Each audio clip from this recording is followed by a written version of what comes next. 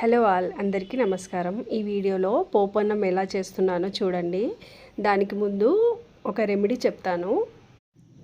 అదేంటంటే కొంతమంది చూడండి రాత్రంతా హాయిగా ఉంటారు, పొద్దున్న లేచేసరికి జ్వరమో దగ్గో ఏదో ఒకటి వస్తుంది కదా.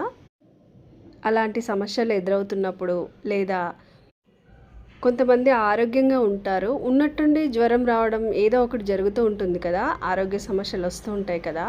అలాంటప్పుడు ఎవరైతే ఇలాంటి సమస్యలతో బాధపడుతున్నారో అలాంటి వాళ్ళు ఒక చిన్న బెల్లం ముక్క మరియు కొన్ని మందారం పూలు, కొన్ని లేకపోయినా ఒక్కటైనా తీసుకొని వరుసగా 9 రోజుల పాటు, అంటే ఏ రోజైతే స్టార్ట్ చేస్తామో ఆ రోజు నుంచి 9 రోజుల పాటు నిమ్మ చెట్టు దగ్గరికి వెళ్ళి ఆ నిమ్మ చెట్టు మొదట్లో వీటిని వేసేయాలి.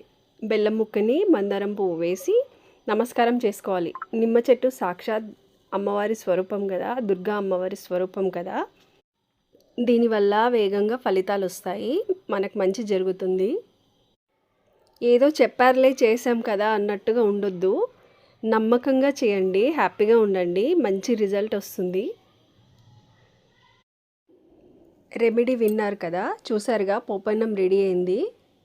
చాలా బాగుంటుంది.